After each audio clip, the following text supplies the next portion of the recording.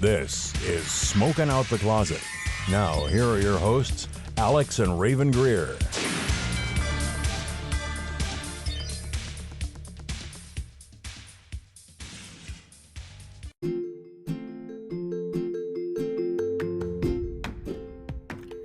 Hey, it's Rayven. I wanted to announce 2 new affiliate programs that Smoking Out the Closet is now a part of. First, I would like to announce a Pittsburgh local company, The Hemp Co., with 2 E's in The. They offer hemp-derived products including Delta 8 and Delta 9 gummies, vape cartridges, and pre-rolls, HHC vape cartridges, and sustainably used devices and products. All products are made with hemp bioplastic for all your cannabis device needs. And every product is third-party lab tested, DEA certified, and Farm Bill compliant. If you're looking to visit them in person, you can visit them at 20280 Route 19, Number 3, Cranberry Township, Pennsylvania, 16066, or online at theehempco.com. Be sure to use SOTC20 at checkout for 20% off on us. And we're also wildly excited about our partnership with Blazy Susan. They offer their iconic Blazy Susan rolling tray, as well as papers and cones in unbleached hemp, their famous pink, and their brand new purple colors. Follow our affiliate link in the show notes and use Blazy10, BLAZY10, for 10% off on checkout. Now, on with the episode.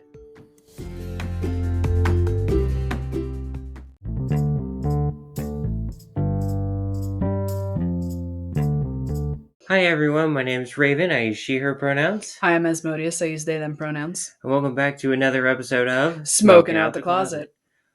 This week we're doing something very special. We have a guest appearance from our former guest, bringing them back on the show, Cadabra from Smoke to Smoke. Say hi to everybody. Hi, thank you so much for having me on. I hope you all are doing well. We are doing great. I hope you're doing good on your end. Things been treating you pretty well? It's been a little bit rocky over here, but I've had some decent herbs, so that's been making up for it, I suppose. Well, it's good to hear, at least getting you through sometimes. So you gave us a really cool idea for an episode, and I'm super grateful for that. So for our listeners at home, what we're doing is we're going over some famous, would you say Black LGBTQI members, or would it be more people of color? I would say Black people of like the LGBT community. I didn't really cover a broad spectrum of people of color, like the Afro-Latinas, which honestly I probably should have. I think maybe a few on the list, but I didn't really go in depth to cover all people of color. But if you want to do an episode like that, I can always come back. Yeah, we can always do another episode like that. It always gives like some light to like the other groups within the marginalized communities of very big intersectionality and everything. I think it would be really cool to show some light on that, Yeah. So what we were planning on doing was having you go first on this one. So would you like to tell us about ones you've learned and kind of discovered and everything to share with us? Yes, of course. I've gone through like a lot of research trying to find different names. Not only just people who have done like people we're more familiar with in our day and age that have come out recently, but just I've delved back further into history for some lesser known names that are part of the LGBT community. Starting off with Lorraine Hansberry, who was an activist and a playwright best known for her groundbreaking play A Raisin in the Sun. It was about a struggling Black family in Chicago's South Side. After the play's release, Hansberry became the first Black playwright and youngest African American to win a New York Critics Circle Award. A Raisin in the Sun, named after a line in Langston Hughes' poem, Harlem, A Dream Deferred, opened at New York City Ethel Barrymore Theater in March of 1959. So this is decent way back. And it was becoming the first play written by an African American woman to be produced on Broadway. Nice. But Nice. yeah, but prior to A Raisin in the Sun, what she actually did before that, she never publicly acknowledged that she was a lesbian, but she did join lesbian rights and civil rights groups.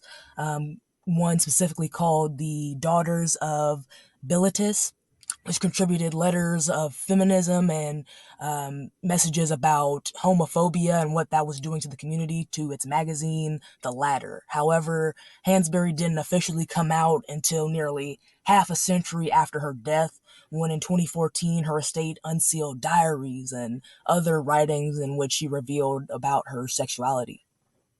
Wow, that Oh, was like wow. what, almost, let me do some math real quick. Almost 60 years after her death? Yeah, Or yeah, okay. but just about like 50 years, 50, 60 years or so. Wow. Wow. She must have hit them pretty well. Yeah, I mean, of course, she couldn't come out with that at the time. Like, as an African American woman, she was already dealing with a lot. But to, on top of that, say that she was a part of the LGBT community, her work probably would not even have gotten as far as it did. Yeah, it's very sad, thinking it's a lot longer ago than it is, but it's not really. No, it's still just like it's a couple generations ago. Mm-hmm. Now, you want me to go to the next person? Yeah. Okay. So a prominent African American HIV/AIDS activist, his name is Phil Wilson, and he founded the Black AIDS Institute in 1999, in part inspired by the death of his partner from an HIV-related illness and his own HIV diagnosis. In 2010, Wilson was appointed to President Obama's Advisory Council on HIV and AIDS, and Wilson also served as the World AIDS Summit delegate and advocated for the Center of Disease Control and Prevention to provide additional funding for Black groups so they could have those resources to educate and mobilize their community around the AIDS and HIV issues. And his works resulted in the Act Against AIDS campaign, now known as the Let's Stop HIV Together campaign, which promotes HIV testing, prevention, and treatment. Nice. It's definitely one of those things that it doesn't really get talked about. I think there's some stuff that's floating around where we go for our hormone therapy that's actually using some of that. That was started by one of those coalitions, I think, back in the 80s, and I can't remember which one. Oh, okay. I didn't know that. Okay. Well, next up, I want to talk about Andrea Jenkins, who made history in November of 2017 by becoming the first transgender Black woman elected to public office in the U.S. Jenkins, a Democrat, was one of the two openly trans people to win a seat on the Minneapolis City Council in 2017. And she made history again in 2022 when she was elected as the first transgender official in the U.S. to lead the City Council. Nice. That's awesome. And especially with so much going against the trans community and everything in these last couple of years, it's really nice to see it's someone in the trans community making a lot of firsts like that and everything. Yeah, I've been hearing a lot about y'all talking about the different anti-trans bills that have been coming out. And I remember in school, one of the biggest debates that was going on was like which bathroom we could go into, and which didn't really make much sense to me. I felt like if you were expressing your gender that felt true to you, it doesn't matter where you're going to take a shit because everybody's shit stinks. So it doesn't Mm-hmm. really matter. Yeah, like why should it matter who's taking a shit in the stall next to you? No, it does not matter. You should not be that concerned about what's going on next to you. No. Now, next up, I wanted to talk about Tessa Mae Thompson. She was in Four Colored Girls, and the actress came out as bisexual in June 2018 during an interview with Porter magazine. She stated that I can take things for granted because of my family. It's so free and you can be anything that you want to be. I'm attracted to men and also to women. She said proudly during the interview, "If I bring a man home or a woman, we don't even have to have the conversation." Thompson also plays Valkyrie in the Thor movies, just in case you're wondering who she is. She was a bisexual hero in the original comic books. Aw, that warms my heart just hearing like people having accepting families and everything like that. Yeah, it's really nice to hear about people that are able to have those positive experiences with their families.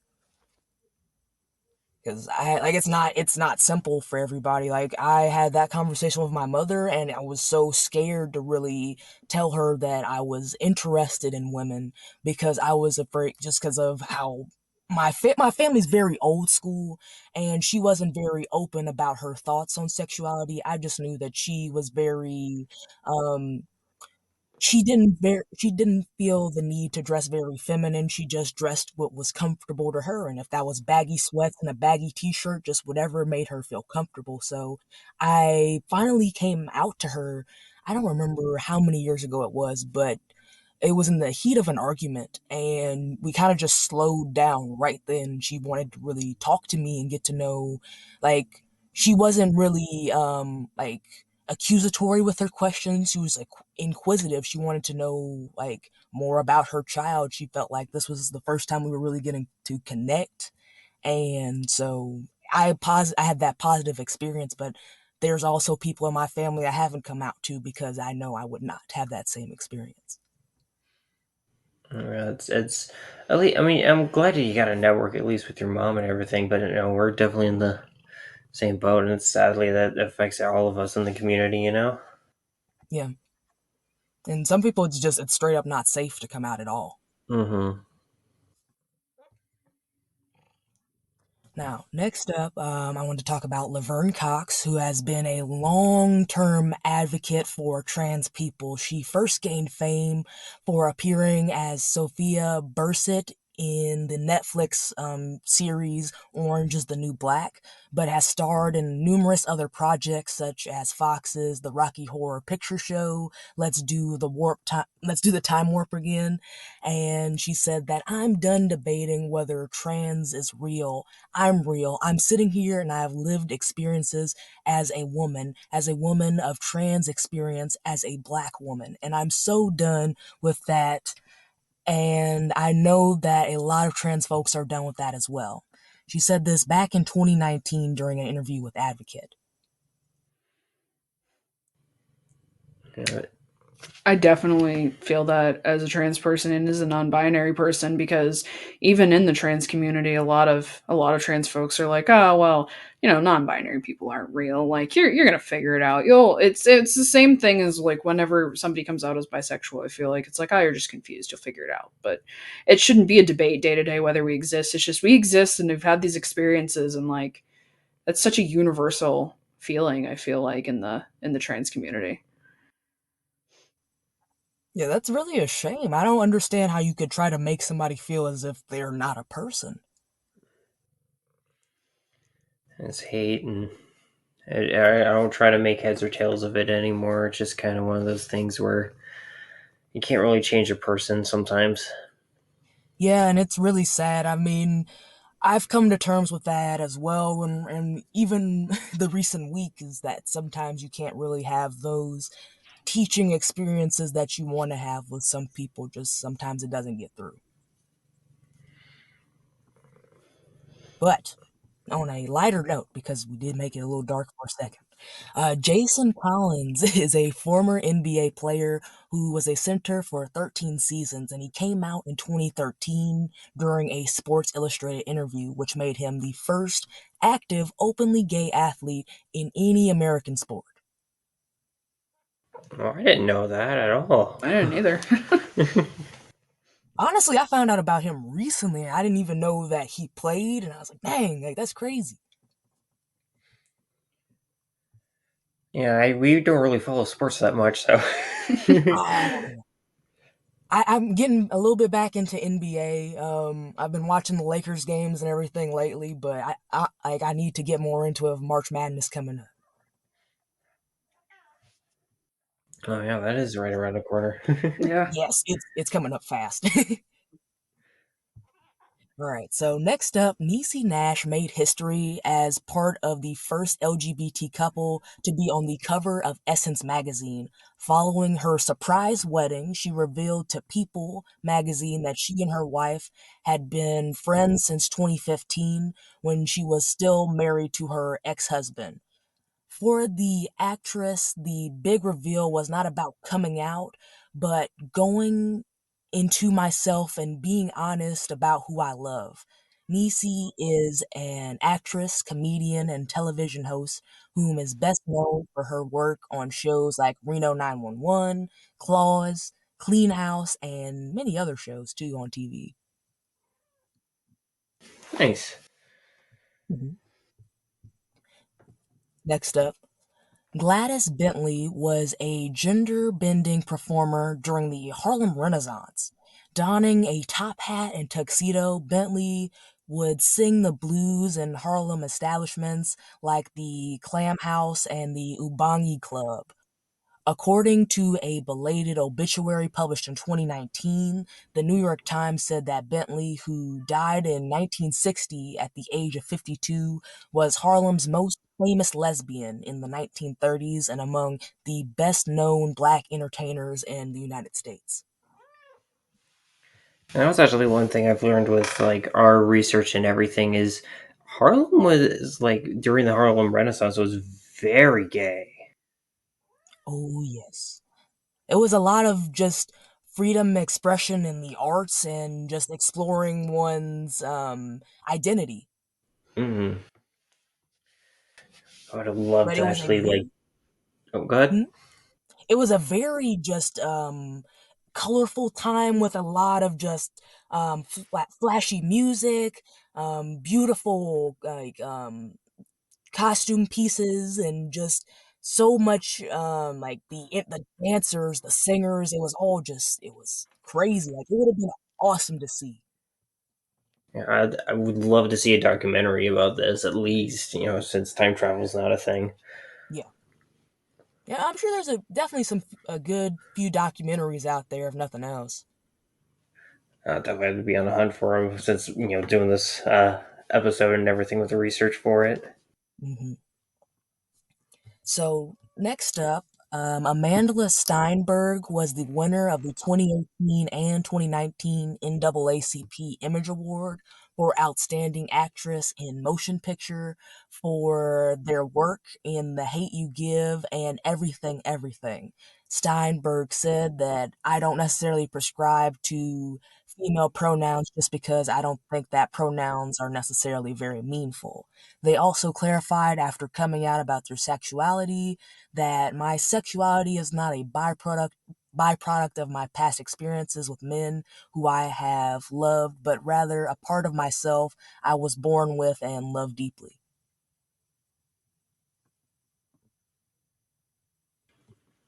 That's man.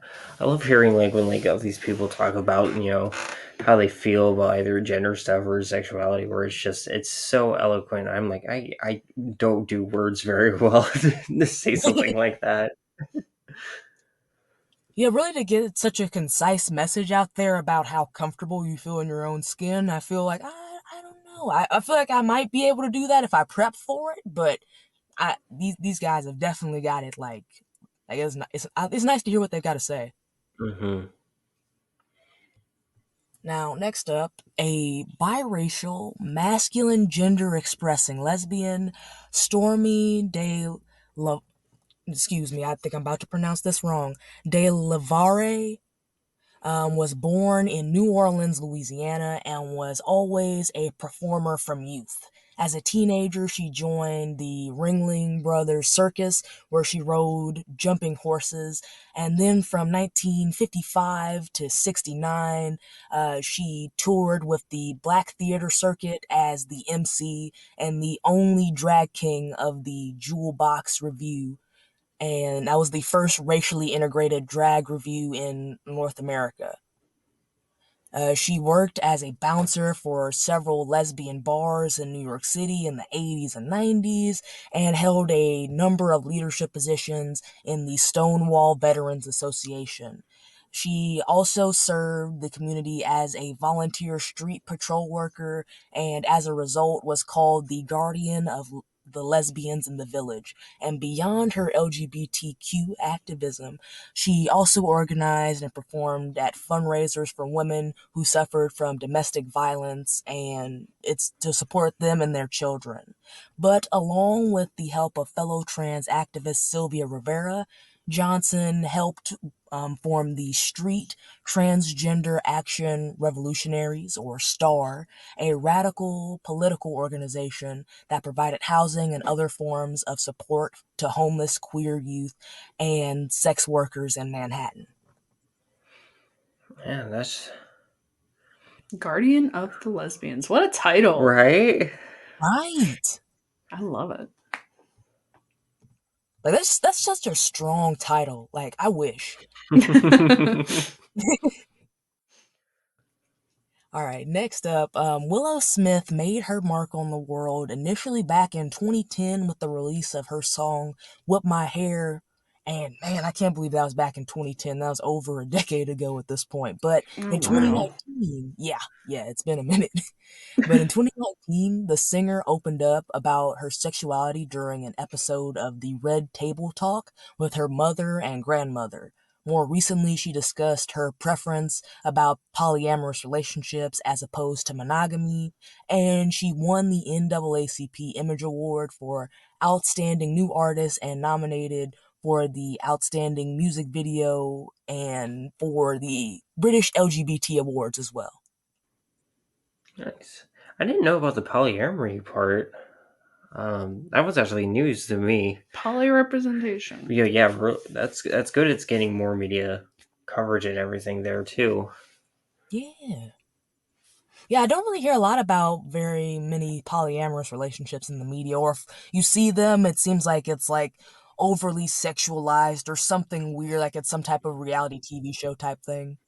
Or it's usually like the white man with two women partners that is like that's the weird socially accepted version of Mm-hmm. polyamory is like the triad with the man and the two female partners. Mm. So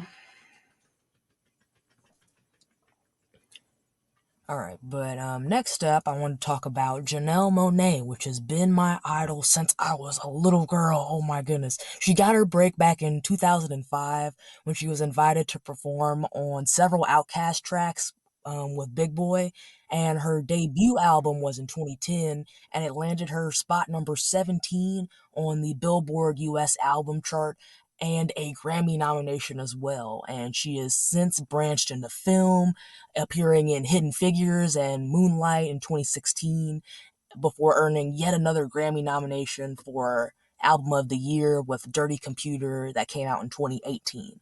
And weeks after the win, Monet addressed long-standing rumors about her sexuality with Rolling Stone, where she stated that she considered herself to be attracted to people regardless of gender identity. Being a queen black woman, my bad, I read that wrong. No, she said being a queen black woman in America. Someone who has been in relationships with both men and women, I consider myself to be a free ass motherfucker, she told the magazine. hell yeah, right on. Right. And like since I was little, like really even before I understood sexuality, like I was telling my mom, I was like, this is my wife. And my mom was like, okay. I was like, yes, this is my wife. I can see why. I was first introduced to her through Hidden Figures when I saw that in theaters, and I love her acting. She's so spot on with like conveying emotions and everything in such a strong, powerful way. Yeah, I was introduced to her music a little bit before her movies, and it was just so crazy to like I could hear the emotion that she put into her songs, but to really see how she was able to just morph into these characters and show somebody exemplify somebody else's life, it was just it, it was one of the first times that I really like saw a musician play an acting role and really like be like, okay, it's like they're one of their first few roles and they definitely got this. Like they could make this a career as well if they wanted. Mm-hmm. Now, next up, we're back to politicians. So Ron Odin was elected mayor of Palm Springs, California in 2003, and he made history by becoming the first openly gay African American man elected mayor of a American city. Following Odin's historic election 20 years ago, the Palm Springs City Council made history once again in 2017 when it became America's first all LGBTQ city council. Nice. Man, Palm Springs, that's California, right? Yeah. Okay. Oh yeah, it says that on the thing. It's been a long day. Man. I did not know there was an entire LGBT council, though. I didn't either. That's crazy. Next up, Robin Roberts, the beloved TV broadcaster from Good Morning America, officially came out in 2013. She originally rose to prominence as host of ESPN's Sports Center in the 1990s and co-anchoring for Good Morning America. Under her lead, GMA has won 4 Emmy Awards for Outstanding Morning Program and the 2017 People's Choice Award for Favorite Daytime TV Hosting Team. She's also been inducted into the Sports Broadcasting Hall of Fame and the Broadcasting and Cable Hall of Fame, as well as many other accomplishments. I didn't know she was queer. I like her a lot. I didn't either. I must have happened when I went out to basic. I mean, y'all didn't hear about, like, people were shipping her and Oprah for, like I think during the pandemic, like, hardcore. I didn't hear about No. that. That's crazy. I was seeing all that on, like, I think Instagram. I think some of the memes made it to TV. But yeah, definitely saw those. Next up, this one's going to be a little bit surprising, but I did want to talk about him. Tyler, the Creator, is somebody you might be surprised to see on this list if you're familiar with his earlier solo work and some of his group's work too that was extremely sexist and homophobic. It's a really bad look, and since we've seen Tyler grow from the start of his career in 2007, we've also seen a drastic shift in his perspectives and narratives on relationships, sexuality, and how that plays into our overall identities. He would officially come out to the world with the release of his album Scumfuck Flower Boy that was released in 2017, where he discusses identity issues he faced personally when coming to terms with his sexuality, and ultimately admitting that his past works are now some of his most dreaded creations. In his latest 3 albums, Call Me If You Get Lost, Igor, and Flower Boy, he has continued tackling different aspects of finding one's identity and even trying to explore the intricacies of a failed relationship with somebody else who is closeted. Tyler has won 2 Grammys for Call Me If You Get Lost and Igor, among many other nominations. That's one thing. Like I didn't get into Tyler the Creator very much, so I had no idea about like his earlier stuff or anything. But it's nice to see like someone actually learn from it and grow as they learn more about who they are. And they were like, "Yeah, I fucked up." Yeah, because when he came out, I believe he was maybe 15 or so. He was a kid. So a lot of what he was doing, even though I'm not trying to defend him, it was mostly to get some type of eyes on him to really be like, basically be like a bold, rebellious teen and have some type of message that would stand out. But it was not a good message to have. No. No. But it's really nice hearing some of his later works, although compared to his earlier stuff, the only things I really like from his earlier stuff now is the beats. Well, that's fair, from especially if it's like some of the actual like lines and everything that you were talking about being problematic and everything. Oh my goodness. Yeah, I'm not sure if you guys have looked into it, but I would not, because just trigger warnings all over it. Just anything from his Goblin album, um, I would not listen to it. It's very, it came from a hurtful place because he was in a very bad point in his mental health at the time and trying to work through, um, never really knowing his father, not really coming from much, and trying to make some type of identity for himself while never really having somebody to give him morals of being a man, if you would say. And yeah, that's all where he was coming from at that young age, and just whoo man. Oh no, not good. But next up, Frank Ocean posted a statement on his Tumblr page back in 2012. What a time, Tumblr. Tumblr in 2012. Imagine it. Man, I had like 3 blogs or something. I had a whole following. It was crazy. What a time. But yeah, he came out on a Tumblr post that he made in 2012 and finally opened up to the public about his sexuality and being in a same-sex relationship. This was shocking to some at the time because he was a part of the crew that Tyler created, which was Odd Future, and the crew was often criticized for vulgar and anti-LGBT lyrics, although the crew's main female vocal before they ultimately disbanded was an out lesbian. So, like I said, they were really just trying to do anything to just make some noise and get attention on them. They didn't, like, they were just saying stuff. They didn't really have their values lined up behind it. Gotcha. Yeah.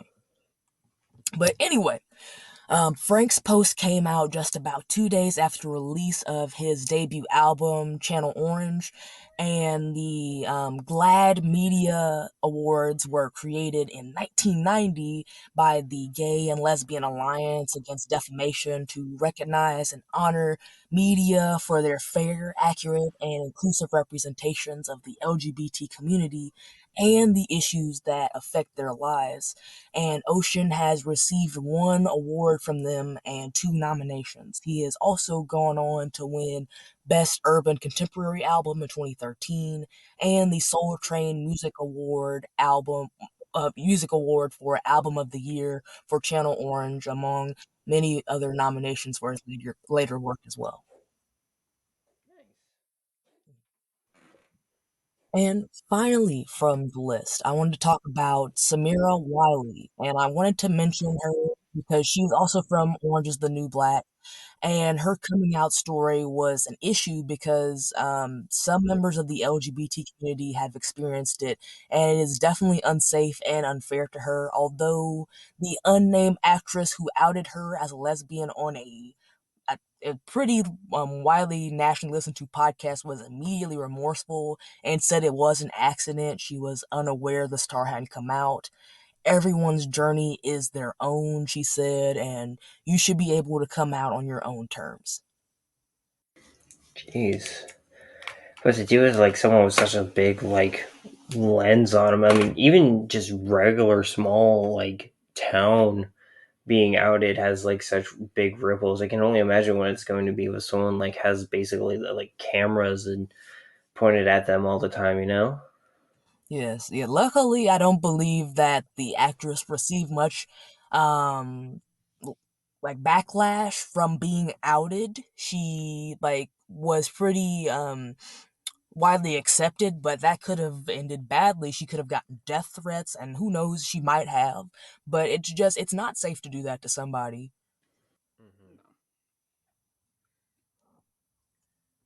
But yeah, that's all I have for my list. Cool.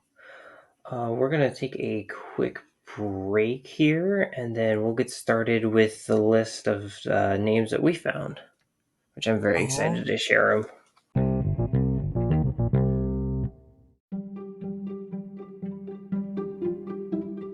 Hey there, it's Alex from Smoking Out the Closet. We've been so glad to be able to make this podcast for you, and we now have some partners who are happy to help make this podcast happen as well. Our friends over at DaVinci Vapors have sent us one of their many amazing products, the IQC Dry Herb Vaporizer. If you've been listening to the podcast for a while, you've heard us talk about DaVinci, and we've even used the IQC on the show. With a 0.5 gram dry herb chamber, 30-second heat up time, precision temperature control, removable and rechargeable 18650 battery, and an on time of 2 hours. What's not to love about the DaVinci IQC? Well, what if we told you can get an extra 15% off just for listening to this podcast? That's right, use the code SOTC15 for 15% off at checkout site-wide. Thanks again to our friends over at DaVinci Vapors. And now, back to the episode.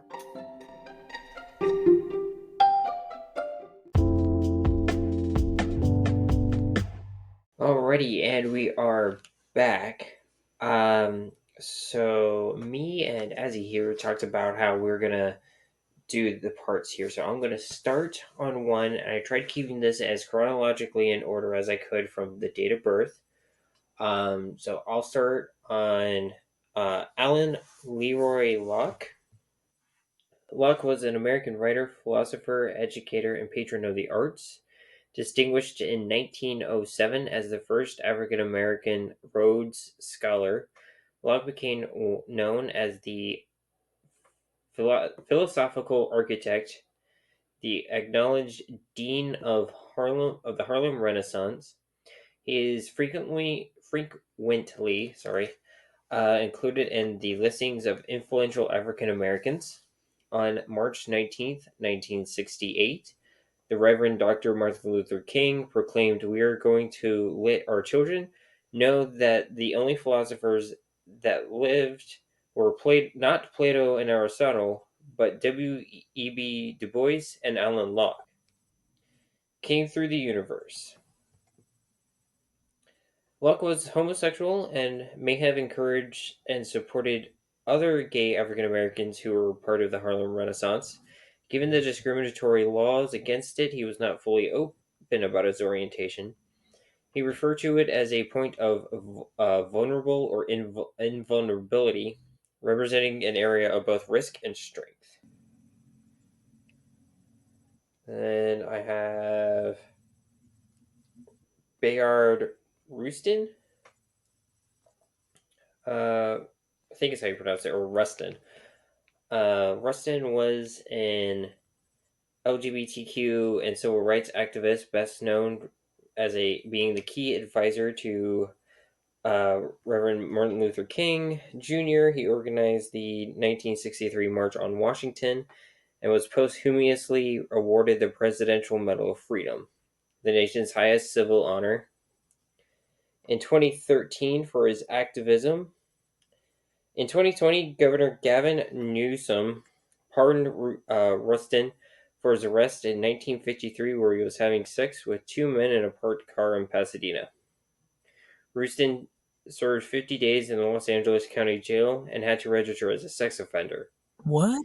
In pardoning Rustin, Newsom noted how LGBTQ people were unjustly punished for their sexuality by the U.S. law enforcement at the time of Rustin's arrest.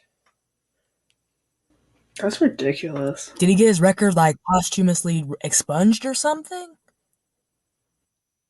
Yeah, so I think when you do that, when you pardon someone like that, it's just the record and the registry on any list or anything that he might have been put on are basically taken away. Okay.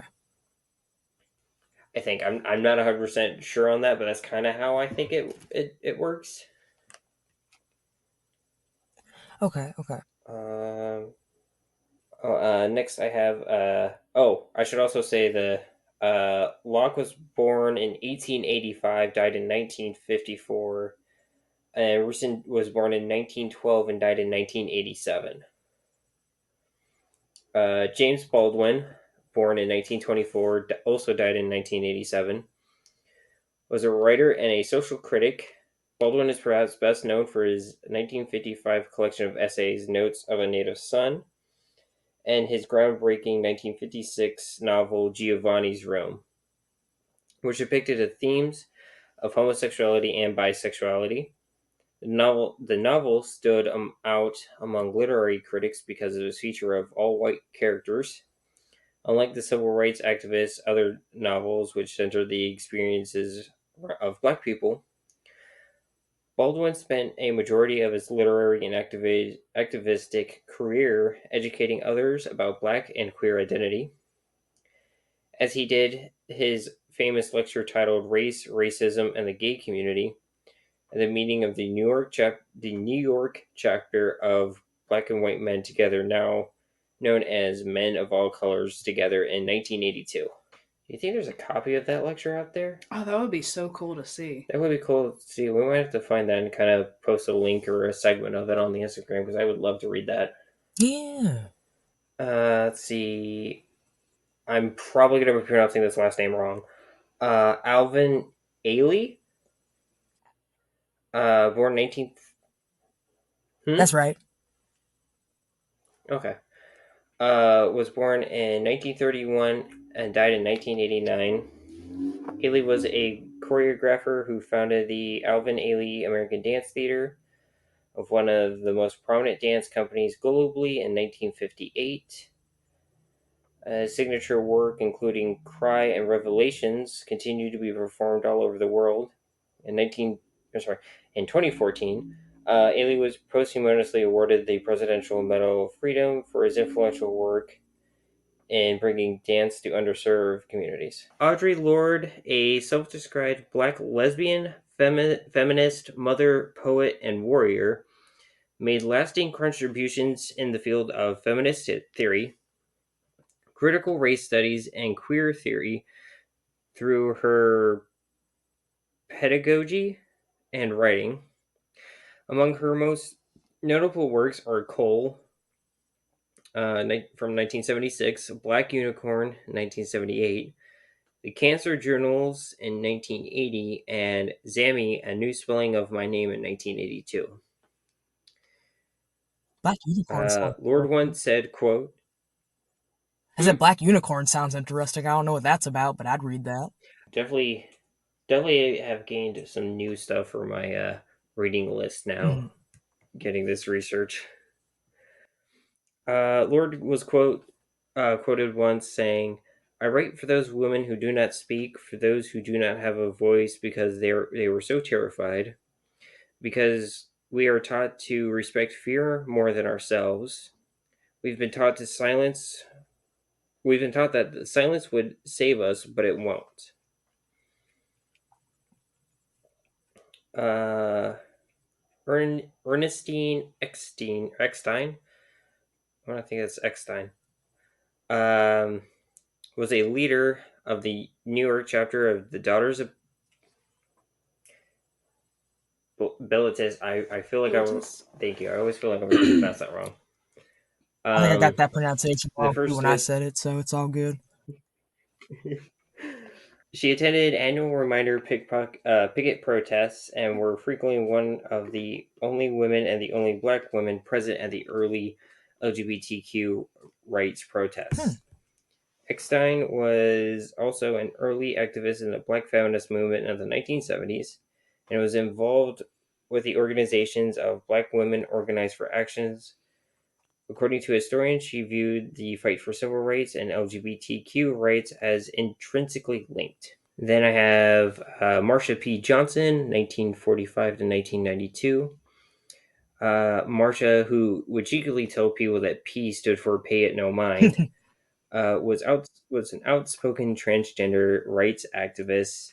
It is reported to be one of the central figures of the historic Stonewall Uprising in 1969, along with fellow trans activists Sylvia Rivera. Johnson helped form STAR. She also performed with the JAG performance troupe Hot Peaches from 1972 through the 90s, and was an AIDS advocate with the AIDS Coalition to Unleash Power, or ACT UP for short. I'm gonna take over and read the rest of the list. Next we have Zazu Nova, who was born in 1945 and died in 1992. Was the third name given by eyewitnesses at the Stonewall riots for the person who may have thrown that legendary quote "first brick." Was Zazu Nova. And we had a little note here. If we had to put money down, it was on one of them. This is who we would pick. The sad thing is, there's just not a lot of information about her. Her name's often left out of the conversation about the riots altogether, unfortunately. Nova was a transgender woman and a sex worker on the streets of Greenwich Village in 1969. Nova had given herself the title of Queen of Sex and was known to carry herself as though she were actual royalty. Nova was a practicing Unitarian and was said to be quite proud of having a religious upbringing. It was rumored Nova had spent time in prison for murder. And though it's definitely true that she had been in prison, the why was all conjecture. Whether or not Nova was a murderer, she definitely was a badass.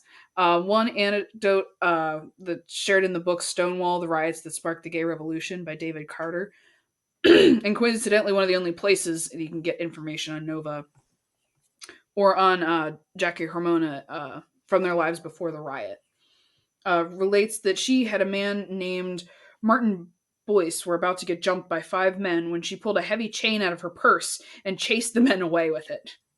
Zazu Nova was not inside the Stonewall Inn when the police had raided, but she absolutely was present at the start of the riots and had, let's say, the gumption to react to the police arousing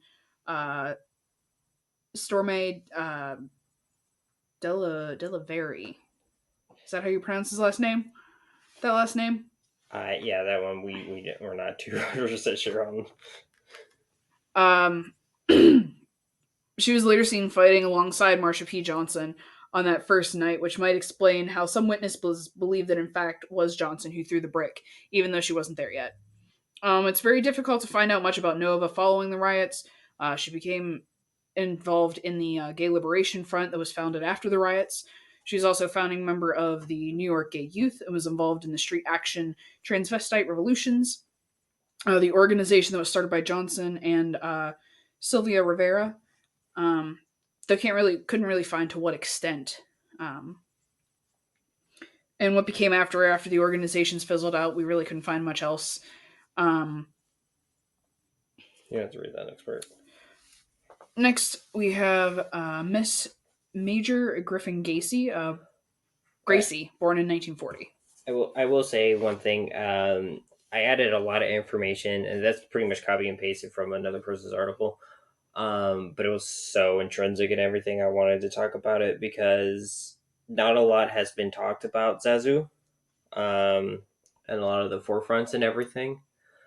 So I added as much information as I could to kind of let people know that like she was also a very prominent part of the Stonewall riots. Yeah, that's very odd. There's not much information on her, though, if there's so much information on the other members of it.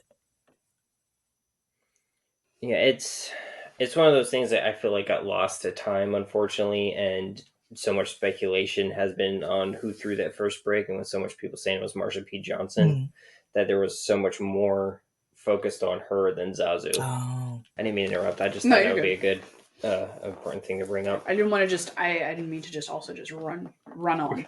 You're good. Next, I have Miss Major Griffin Gracie, born in 1940.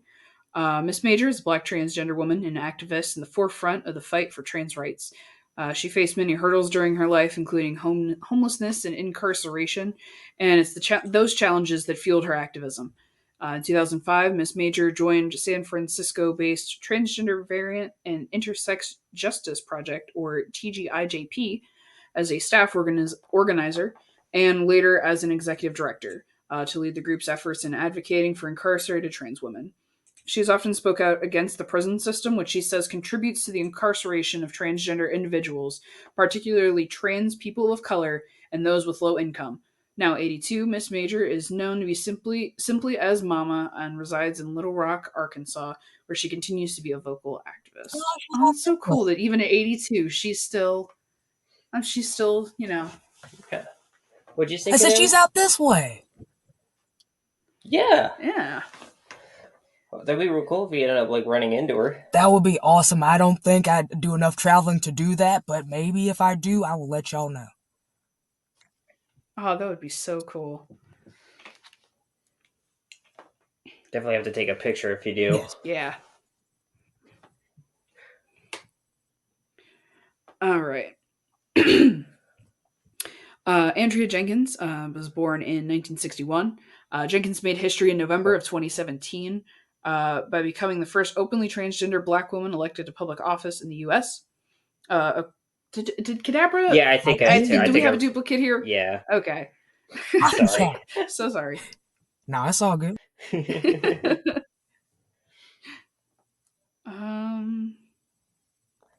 So it'd be Willie Ninja would be our next one, right? Yeah. Was born in 1961 and died in 2006. Ninja was a dancer, choreographer, and the grandfather of Vogue, the dance style that he helped propel to the national stage. Voguing, characterized by angular body movements and exaggerated runway poses, was introduced to the public in the award-winning 1990 documentary Paris is Burning, which Ninja appeared in and was popularized by Madonna in 1990, hit song Vogue. I did not know the background of that. You ever watched Paris is Burning? I have never watched Paris. No. We're watching that tomorrow. That's one of those things I just started doing ironically. I just started voguing like ironically as just when I'm bored, don't know what to do with my hands. Yeah, there's that's such a good movie when you watch that. Cadabra, please tell me you've seen that movie. I have not, Sally. I need to.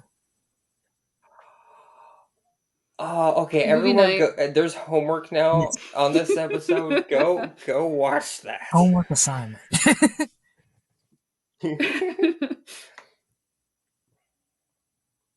Oh, I lost my place. Here we go.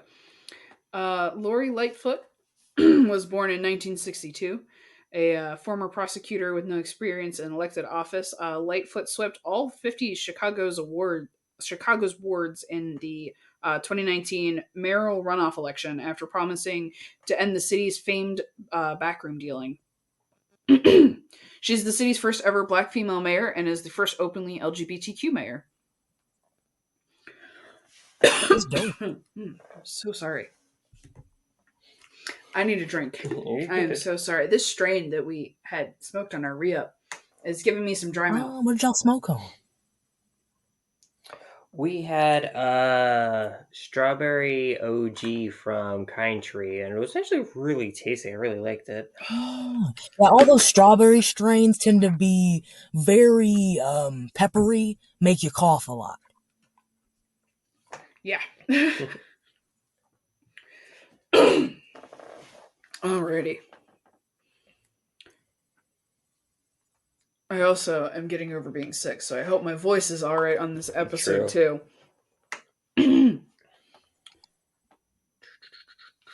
Wanda. Mm-hmm. Okay.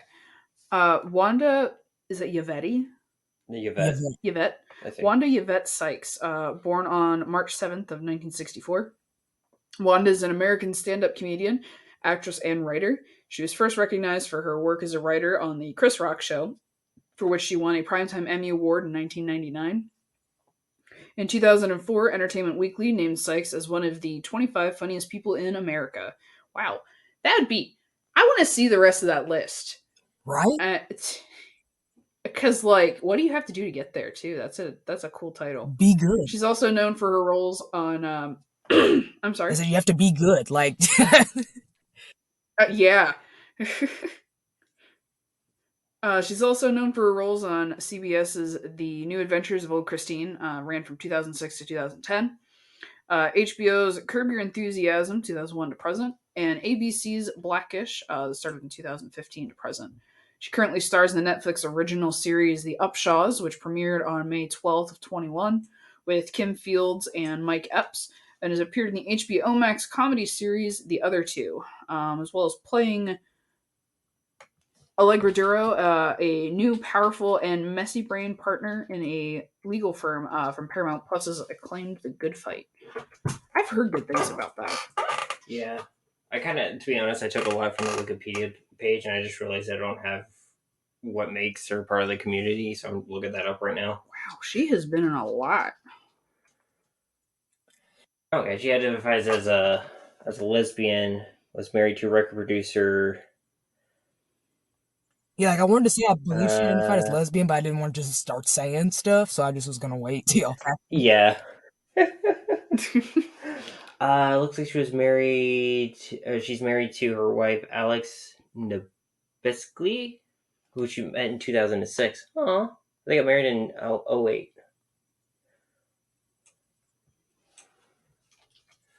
Sorry, I just realized that was one I added at work. No, you're good.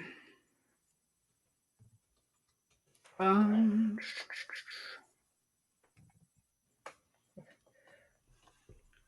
me move right along. Yeah, just go to Billy Porter, which I'm gonna add. Sorry. I don't know if you're gonna add something. I'm not gonna be able to see it because I have it pulled up too.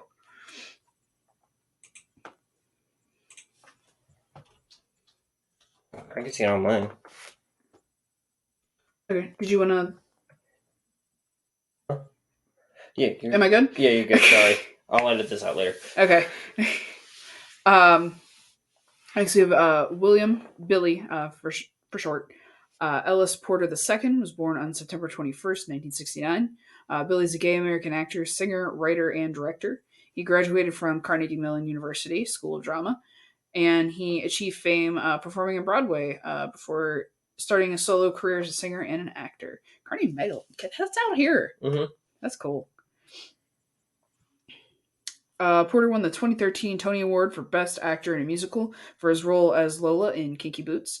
He credits the part for, quote, cracking open his feminine side to confront toxic masculinity. Always a good thing when that happens. For the role, Porter was also won on the Drama Desk Award for Outstanding Actor in a Musical and Outer Critics Circle Award for Outstanding Actor in a Musical. In 2014, Porter won the Grammy Award for Best Musical Theater Album for Kinky Boots.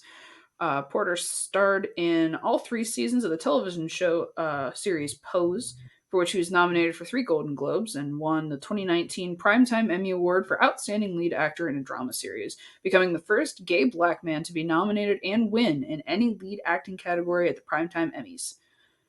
In 2020, he was included in Time's list of the top 100 most influential people in the world. Another amazing title. In 2022, he won another Tony for the Best Musical as a producer for the musical A Strange Loop. He made his directorial debut in 2022 with the romantic comedy film Anything's Possible. Also, can I just say the freaking suit dress that he wore? That was to like that big art gala thing, I think. I can't remember. I just remember the suit dress thing. That was really beautiful and stunning.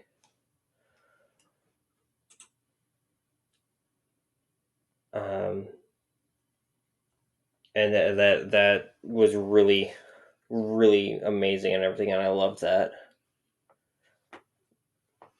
And then we have the last on our list, but certainly not the least, Karamo Kariga Brown was born on November 2nd, 1980. Karamo is an American television host, a reality television personality, author, actor, and activist.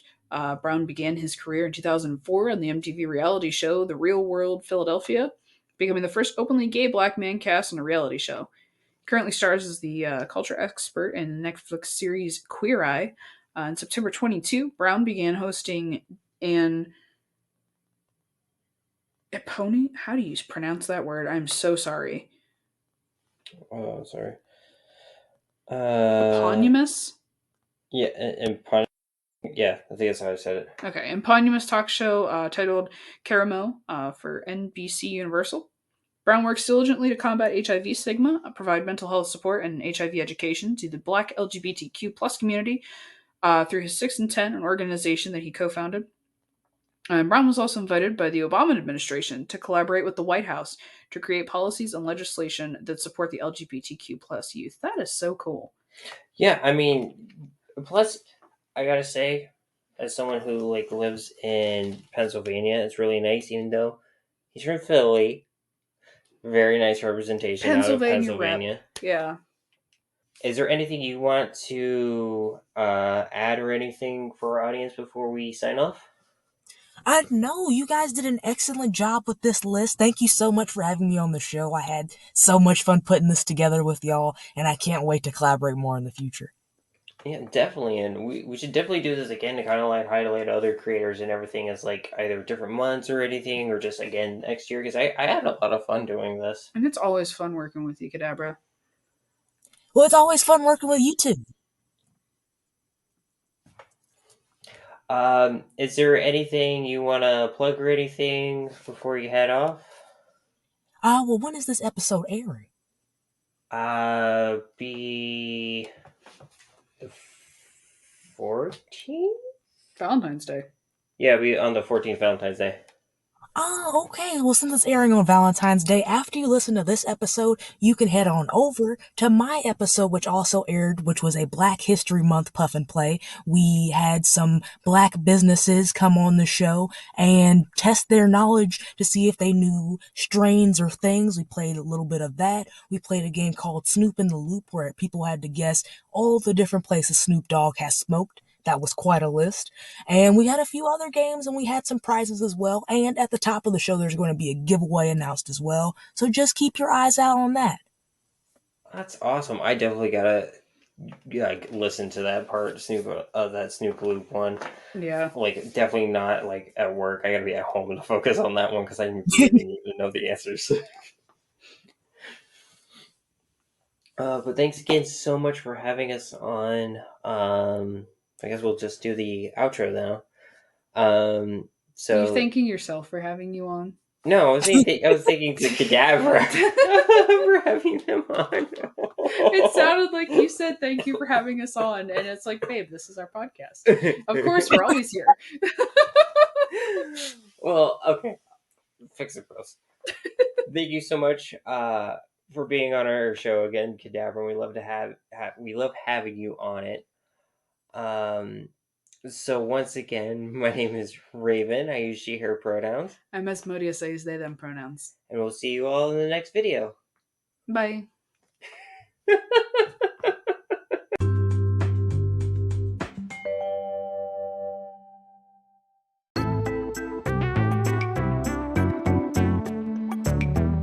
Raven here. I just wanted to make a little ad for our Patreon that we started. First and foremost, all the funds generated with this Patreon is going to go directly back into the podcast, whether that's better equipment so we can make better sounding episodes, give you guys really cool stuff like stickers, pictures, nice little trinkets from us, or be able to travel to places where there is legal weed or there's certain LGBT communities that we want to interact with and talk to, and potentially have some really cool guests come on the show.